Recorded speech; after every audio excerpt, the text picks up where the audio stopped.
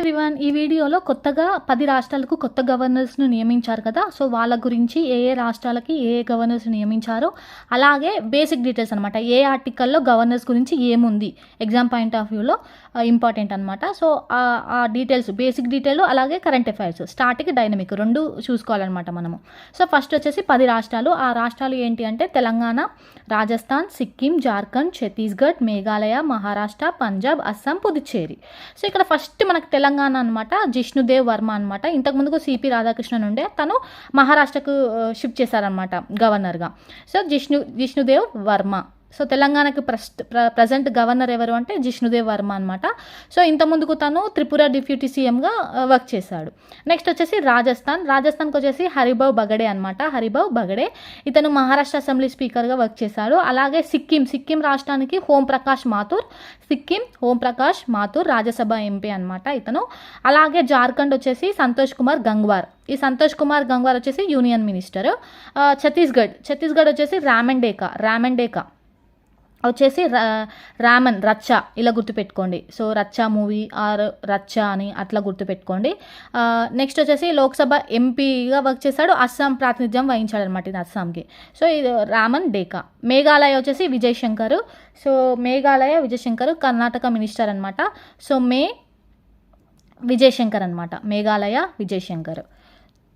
Next వచ్చేసి మహారాష్ట్ర వచ్చేసి CP Radhakrishnan అనమాట. ఇంతకుముందు జార్ఖండ్ గవర్నర్గా వర్క్ చేశాడు, తెలంగాణ గవర్నర్గా, ఇలా చూసుకోండి. నెక్స్ట్ వచ్చేసి పంజాబ్ గులాబ్ చంద్ కటారియా. ఈ పంజాబ్ గులాబ్ చంద్ కటారియా ఇతను పంజాబ్ గవర్నర్గా అలాగే అడ్మినిస్ట్రేటివ్ ఆఫ్ చండీగఢ్గా ఇతను నియమించబడ్డాడు అనమాట. So gulab Chand Kataria. So administrative of Chandigarh ఎవరు అంటే గులాబ్ చంద్ కటారియా. అస్సాం వచ్చేసి లక్ష్మణ్ ప్రసాద్ ఆచార్య. సో ఇతను ఎక్స్ట్రాగా అంటే మణిపూర్కి ప్రజెంట్ ఉన్న గవర్నర్ని తీసేసేదనమాట. సో కొత్తగా గవర్నర్ని నియమించే వరకు ఈయన ఉంటాడనమాట, లక్ష్మణ్ ప్రసాద్ ఆచార్య. అడిషనల్ గవర్నర్గా మణిపూర్కి ఈ లక్ష్మణ్ ప్రసాద్ ఆచార్య అనే అతను నియమించబడ్డాడు. సో ప్రజెంట్ అస్సాంకి గవర్నర్ ఎవరు అంటే లక్ష్మణ్ ప్రసాద్ ఆచార్య. ఇక పుదుచ్చేరికి వచ్చేసి కె కైలాస్ నాథన్ అనమాట. ఇతను లెఫ్టినెంట్ అంటే పుదుచ్చేరికి లెఫ్టినెంట్ గవర్నర్గా ఈ కె కైలాసనాథన్ని నియమించారన్నమాట. మొత్తము 10 రాష్ట్రాలు, ఇది గుర్తుపెట్టుకోండి. ఇక తెలంగాణ వచ్చేసి జిష్ణుదేవ్ వర్మ. ఇది అయితే మరి బేసిక్ డీటెయిల్స్ ఏంటి, అసలు ఆర్టికల్స్ ఏముంది ఏంటి అని చెప్పేసి కంప్లీట్గా మనము ఈ వీడియోలో చూద్దాము. సో ఫస్ట్ వచ్చేసి మనకి ఇది పార్ట్ 6లో ఉంటుందన్నమాట. సో రాష్ట్ర ప్రభుత్వం గురించి పార్ట్ 6లో ఉంటుంది. అందులోనే గవర్నర్స్ గురించి కూడా ఉంటుందన్నమాట. సో గవర్నర్ను ఎవరు నియమిస్తారు, సో ఎవరు ప్రమాణ స్వీకారం చేయిస్తారు, సో తనకున్న అధికారాలు ఏంటి అని చెప్పేసి అన్నీ ఉంటాయి.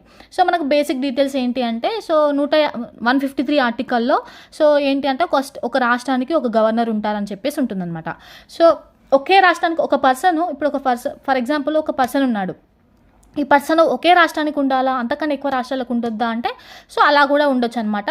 సో 7వ రాజ్యాంగ సవరణ చట్టం ద్వారా 1956లో సో ఒకటి అంటే 2 లేదా అంతకన్నా ఎక్కువ రాష్ట్రాలకు కూడా ఉమ్మడి అంటే ఒకే పర్సను గవర్నర్గా ఉండొచ్చు అని చెప్పేసి చెప్తుందనమాట. 153 ఆర్టికల్స్లో ఏంటి అంటే రాష్ట్రానికి ఒక గవర్నర్ ఉంటాడు, ఒక గవర్నర్ మాత్రమే ఉంటాడు. బట్ ఒక్క పర్సను ఒక రాష్ట్రం కన్నా ఎక్కువ రాష్ట్రాలకు కూడా గవర్నర్ ఉండొచ్చు, ఓకే అదే పర్సన్ అని చెప్పేసి ఉన్నది ఏంటి అంటే 7వ రాజ్యాంగ సవరణ చట్టం అనమాట ఇది. నెక్స్ట్ వచ్చేసి 154లో కార్యనిర్వాహక అధికారులు ఉంటాయి అనమాట. ఇతనుకున్న అధికారాలు ఏంటి అని చెప్పేసి 155లో సో ఎవరు నియమిస్తారు మరి గవర్నరీ అంటే రాష్ట్రపతి నియమిస్తాడనమాట. సో రాష్ట్రపతి నియమిస్తాడు. సో ఇతను 156, సో 154 ఏమో కార్యనిర్వాహక అధికారాలు, 155 గవర్నర్ రాష్ట్రపతి నియమించబడతాడు అని చెప్పేసి. సో 156 వచ్చేసి పదవీ కాలము. సో 5 years ఉండాలన్నమాట. సో 5 years ఉంటాడు, కాకపోతే రాష్ట్రపతి విశ్వాసం ఉన్నంత వరకు సో పదవిలో ఉంటాడని చెప్పేసి ఉంటుందన్నమాట. సో మళ్ళీ ఎవరు తొలగిస్తారు అంటే రాష్ట్రపతి తొలగిస్తాడనమాట. ఇది ఒకసారి చూడండి. నెక్స్ట్ వచ్చేసి 157లో వచ్చేసి అర్హతలు. సో అర్హతలు ఏంటి అంటే ఇక్కడ చూసుకున్నట్లయితే మనకి భారత పౌరుడై ఉండాలి, అంటే ఇండియన్ అయి ఉండాలి. నెక్స్ట్ 35 years కంప్లీట్ అయ్యి ఉండాలన్నమాట. సో నెక్స్ట్ ఏ గవర్నమెంట్ జాబు ఉండకూడదు అనమాట ఇతను. అలాగే కేంద్ర రాష్ట్ర శాసనసభలో సభ్యుడై ఉండరాదు. సో ఇవి ఉన్నాయన్నమాట. సో ఇంకేంటిదంటే ఏ నేరారోపణ చేయకూడదు, సమ్ కేసెస్ ఏవి ఉండదు అనమాట ఇతని మీద. ఇంకేంటిదంటే సో ఇప్పుడు ఫర్ ఎగ్జాంపుల్ ఇప్పుడు తెలంగాణ స్టేట్ అనుకో, సో తెలంగాణ పర్సనే గవర్నర్గా నియమించకూడదు అనమాట. సో ఇవేమో కంపల్సరీ ఇవి రాజ్యాంగంలో ఉన్నాయి, బట్ ఇవి అడిషనల్ అనమాట. ఇవి సో ఇవి అడిషనల్.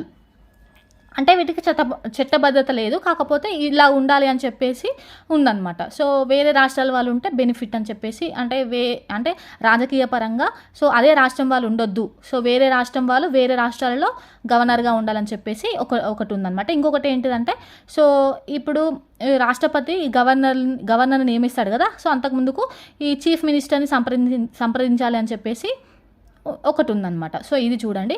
నెక్స్ట్ వచ్చేసి మరి 155 ఆర్టికల్ వచ్చేసి ఎవరు నియమిస్తారంటే రాష్ట్రపతి నియమిస్తాడు. మరి ఎవరు ప్రమాణ స్వీకారం చేయిస్తారు అంటే హైకోర్టు ప్రధాన న్యాయమూర్తి ఉంటారు కదా రాష్ట్రానికి, హైకోర్టు ప్రధాన న్యాయమూర్తి ముందు సో ప్రమాణ స్వీకారం చేయాలన్నమాట. సో ఎవరు చేయిస్తారు అంటే హైకోర్టు ప్రధాన న్యాయమూర్తి. ఇంకో పాయింట్ ఏంటిదంటే ఇక్కడ షరతులు అని చెప్పాను కదా, సో లాభదాయక పదవిలో ఉండరాదు, నేరారోపణ రుజువై ఉండరాదు అని చెప్పేసి కొన్ని కండిషన్స్ ఉంటాయి. సో అర్హతలు, షరతులు, సో 157, 158 అనమాట, ఇవి గుర్తుపెట్టుకోండి. ఇక నెక్స్ట్ వచ్చేసి ఇప్పుడు 160లో ఏముంది మరి అంటే, ఒకవేళ పదవి ఖాళీ అయ్యింది అనుకోండి, సో ఆ రాష్ట్ర హైకోర్టు న్యాయమూర్తి ఉంటాడు కదా, సో తనన్నా ఉండొచ్చు, లేకపోతే పక్క రాష్ట్ర గవర్నర్ ఉంటాడు కదా సంథింగ్, సో ఆ గవర్నరు తాత్కాలిక గవర్నర్గా అంటే వేరే కొత్త గవర్నర్ వచ్చే వరకు విధులు నిర్వర్తించవచ్చు అనమాట. సో ఫస్ట్ చాయిస్ ఏంటి అంటే ఆ రాష్ట్ర హైకోర్టు ప్రధాన న్యాయమూర్తి ఆర్ అదర్ స్టేట్ గవర్నర్ అనమాట. సో ఎవరైనా ఉండొచ్చు అంటే పదవి ఖాళీ అయితే, సో అది ఏ విధంగానైనా ఖాళీ అవ్వచ్చు. నెక్స్ట్ వచ్చేసి 161లో వచ్చేసి తనకున్న న్యాయాధికారాలు ఉంటుందన్నమాట. సో ఇదంతా గవర్నర్ గురించి అనమాట. ఏంటి అంటే ఇప్పుడు కరెంట్ అఫైర్స్లో 10 కొత్త రాష్ట్రాలకు గవర్నర్ని నియమించారు కదా, సో వాళ్ళ గురించి ఈ నేమ్స్ మాత్రం కంపల్సరీ గుర్తుపెట్టుకోవాలి. ఎందుకంటే ఇప్పుడు ముందు జరిగే ఎగ్జామ్స్లో ఇక్కడ నుంచి అయితే పక్కా క్వశ్చన్ వస్తుందని నేను ఎక్స్పెక్ట్ చేస్తున్నాను. So thank you for watching.